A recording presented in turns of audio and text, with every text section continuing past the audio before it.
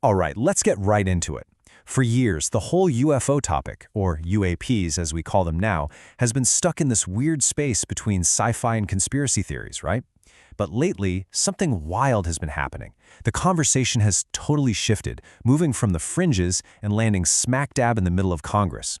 So today, we're going to cut through all that noise and explain what the government actually knows, according to the very people who've seen the classified files. You know, the conversation really started to change with these surprisingly candid moments, just like this one. I mean, when a former president like Barack Obama just casually drops a line like, "They're real," it sends this ripple effect. Suddenly, it wasn't just a late-night radio topic anymore. This was the former commander-in-chief, and that really helped spark a firestorm of interest that led to some real action. And that firestorm, it actually led to something big. Riding that wave of public curiosity, former President Trump basically directed the Pentagon and other agencies to start opening up their books on UAPs. All of a sudden, decades of secrets were supposedly about to see the light of day. And this, of course, created a huge push for transparency. You had lawmakers, the media, the public, everyone demanding answers. The old days of just dismissing it all with a shrug seemed to be over. Which brings us to the billion-dollar question, doesn't it? What is actually in those top-secret files? Is this it? Is this where we finally find out about crashed ships at Roswell or alien tech reverse-engineered at Area 51?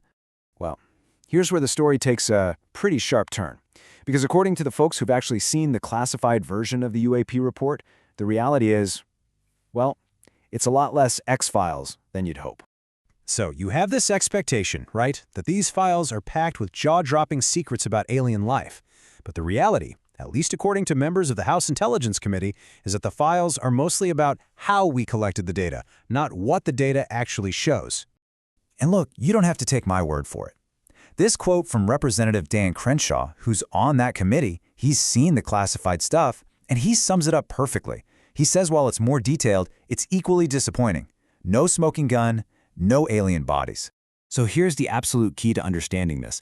The reason this information is classified isn't to hide aliens from you and me.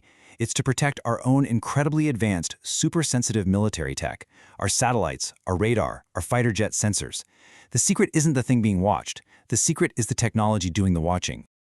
But hang on. Just because the files are kind of a letdown doesn't mean the mystery is gone. Not at all. So let's talk about what the evidence we do have really shows, because wow, it is still mind-bending. What our most credible witnesses, we're talking Top Gun military pilots, and our absolute best technology are recording is something called anomalous behavior. And that's just a fancy way of saying these objects are doing stuff that, according to our understanding of physics, just shouldn't be possible. And when we say impossible, we mean it. We're talking about objects that can accelerate at speeds that would literally crush a human pilot from the G-forces. They do this with no visible way of pushing themselves. No wings, no engines, no hot exhaust. And they hit hypersonic speeds, just leaving our most advanced jets in the dust. And let's be super clear here. This is not some shaky cell phone video from a backyard. This behavior is being tracked, recorded, and confirmed at the same time across multiple super sophisticated sensor systems. The data is real. The data is credible. It's the explanation that's missing. Okay, but this is where things get complicated. It creates this huge point of friction. If we have all this incredible sensor data showing these craft, where's the rest of the proof? Where's the physical stuff? This is the question that skeptics and lawmakers like Representative Crenshaw just keep coming back to. Okay, fine, we've got the videos, we've got the radar hits, but where is a piece of wreckage? Where is some kind of material that we can't identify? Where is the hard, tangible proof? And this has created what you could call a massive credibility gap. Because on one side, you have whistleblowers coming out with these extraordinary public claims, saying they've given classified proof to the right people. But on the other side, you have officials like Crenshaw saying, look, the Intelligence Committee just hasn't gotten it. It's this really frustrating standoff.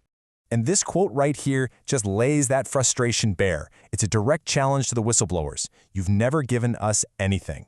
From the committee's point of view, the ask is simple. If this proof really exists, bring it to us through the proper, secure channels. So where does all this leave us? Well, we're kind of stuck in this bizarre middle ground. We've got credible evidence of a phenomenon we truly can't explain, but a total lack of hard proof about what it is or where it's from. It's a genuine, unsolved aerial mystery. And what I find really telling is that even with all his skepticism about the lack of hard evidence, Crenshaw himself says he remains open-minded. Why? Because the anomalous behavior, the stuff our military has on tape, is just too compelling to just brush off. The mystery is real, even if the theories aren't proven. So let's just quickly run through the possible explanations, looking at it from his perspective. Could it be some crazy advanced tech from an adversary like China? He finds that very unlikely. He doesn't think they're that far ahead of us. What about a secret U.S. black program? That's possible. Extraterrestrial? Well, there's just no evidence. So that leaves us with the most honest answer: it's truly unknown. And this chart really kind of visualizes where things stand. You've got a tiny slice that might be an adversary, a bigger piece that could be one of our own secret projects. But that huge chunk, the vast majority of this mystery, is completely, totally unexplained. So, look, the takeaway here is pretty simple.